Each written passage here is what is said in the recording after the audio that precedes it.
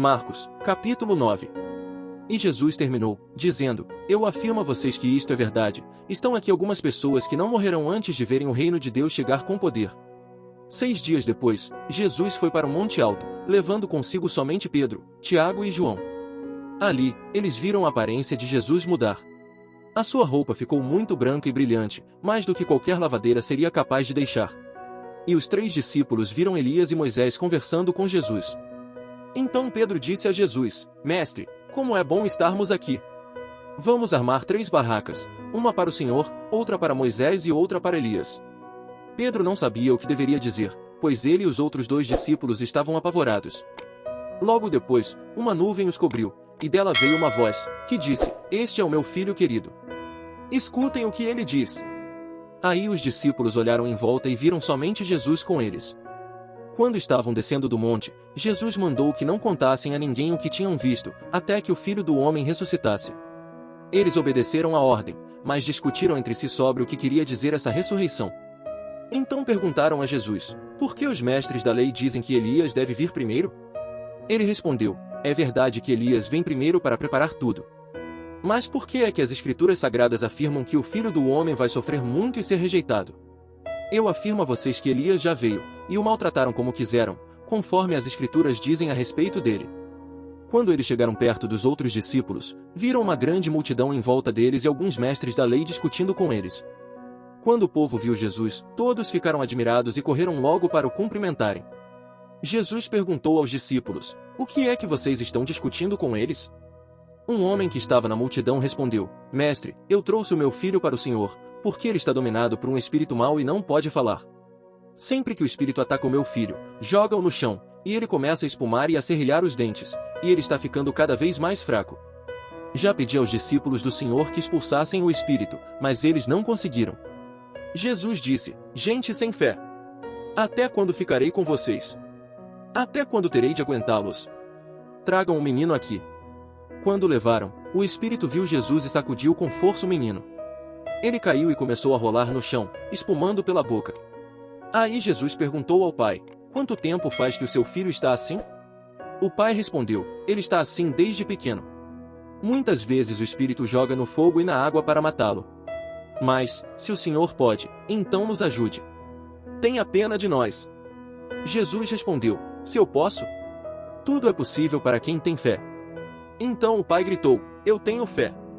Ajude-me a ter mais fé ainda.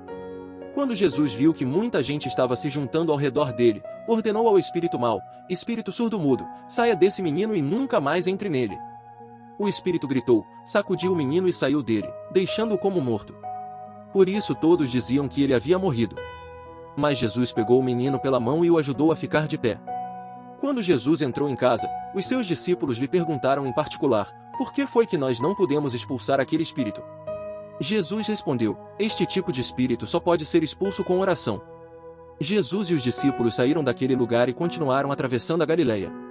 Jesus não queria que ninguém soubesse onde ele estava, porque estava ensinando os discípulos. Ele lhes dizia: O Filho do Homem será entregue nas mãos dos homens, e eles vão matá-lo, mas 3 dias depois ele ressuscitará. Eles não entendiam o que Jesus dizia, mas tinham medo de perguntar. Jesus e os discípulos chegaram à cidade de Cafarnaum. Quando já estavam em casa, Jesus perguntou aos 12 discípulos: O que é que vocês estavam discutindo no caminho? Mas eles ficaram calados porque no caminho tinham discutido sobre qual deles era o mais importante. Jesus sentou-se, chamou os 12 e lhes disse: Se alguém quer ser o primeiro, deve ficar em último lugar e servir a todos. Aí segurou uma criança e a pôs no meio deles. E, abraçando-a, disse aos discípulos: Aquele que, por ser meu seguidor, receber uma criança como esta estará também me recebendo. E quem me receber não recebe somente a mim, mas também aquele que me enviou. João disse: Mestre, vimos um homem que expulsa demônios pelo poder do nome do Senhor, mas nós o proibimos de fazer isso porque ele não é do nosso grupo. Jesus respondeu: Não o proíbam, pois não há ninguém que faça milagres pelo poder do meu nome e logo depois seja capaz de falar mal de mim. Porque quem não é contra nós é por nós. Eu afirmo a vocês que isto é verdade: quem der um copo de água a vocês, porque vocês são de Cristo, com toda certeza receberá a sua recompensa. Jesus continuou: Quanto a estes pequeninos que creem em mim, se alguém for culpado de um deles me abandonar, seria melhor para essa pessoa que ela fosse jogada no mar, com uma pedra grande amarrada no pescoço. Se uma das suas mãos faz com que você peque, corte-a fora. Pois é melhor você entrar na vida eterna com uma só mão do que ter as duas e ir para o inferno, onde o fogo nunca se apaga. Ali os vermes que devoram não morrem, e o fogo nunca se apaga. Se um dos seus pés faz com que você peque, corte-o fora. Pois é melhor você entrar na vida eterna aleijado do que ter os dois pés e ser jogado no inferno. Ali os vermes que devoram não morrem, e o fogo nunca se apaga. Se um dos seus olhos faz com que você peque, arranque-o. Pois é melhor você entrar no reino de Deus com um olho só do que ter os dois e ser jogado no inferno.